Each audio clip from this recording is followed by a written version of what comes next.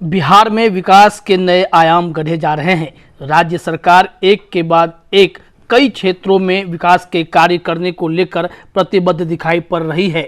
इस मामले में अब नई खबर सामने आई है कि पटना में एक नया भवन तैयार हुआ है जिसमें रिसर्च किया जाएगा। यह पटना में बनकर तैयार हुआ है जिसे गंगा रिसर्च सेंटर व म्यूजियम कहा गया है। अब यह आकर्षण का केंद्र बना हुआ है। आइए जानते हैं डिटेल में। बिहार के लोगों को अब जल्द ही खूबसूरत और शानदार गंगा रिसर्च सेंटर का सौगात मिलने वाला है। दरअसल आपको बता दें कि बिहार में रिसर्च सेंटर व म्यूजियम का निर्माण पूरा कर लिया गया है। इस शानदार और खूबसूरत गंगा रिसर्च सेंटर को गंगा किनारे करीब करीब 336 करोड़ की लागत से बनाया गया है, जो अपने आप में ही बेहद खास है। शानदार खूबसूरत गंगा रिसर्च सेंटर का निर्माण बिहार की राजधानी पटना में हुआ है। आपको बता दें कि इस रिसर्च सेंटर व म्यूजियम का निर्माण राजधानी पटना के कलेक्ट्रेट घाट पर किया गया है। इस रिसर्च सेंटर व म्यूजियम का निर्माण राष्ट्रीय स्वच्छ गंगा मिशन के तहत हुआ है।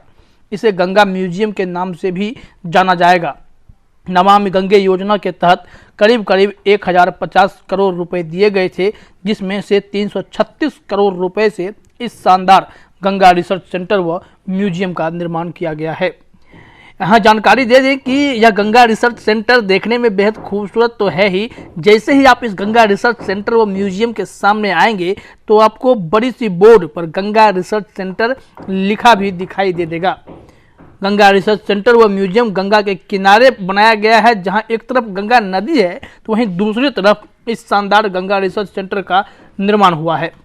गंगा रिसर्च सेंटर व म्यूजियम के अंदर दाखिल होते ही आपको खूबसूरत म्यूजियम देखने के लिए मिलेगा, जहां पर आपको बिहार के प्रमुख दर्शनीय स्थलों की जानकारी भी दी जाएगी।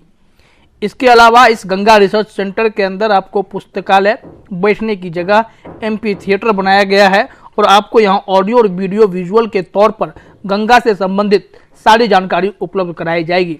इतना ही नहीं, गंगा में पाए जाने वाले डॉल्फिन की भी जानकारी आपको इस गंगा रिसर्च सेंटर के अंदर ही दी जाएगी, जहां पर डॉल्फिन का मॉडल भी बनाया गया है जो लोगों को अपनी ओर आकर्षित करता दिखाई पड़ता है।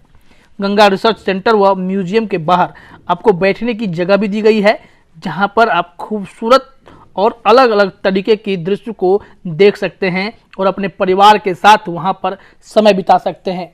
अगर कुल मिलाकर देखा जाए तो बिहार में एक के बाद एक सुविधाएं और पर्यटन के क्षेत्र में सरकार इजाफा करते जा रही है।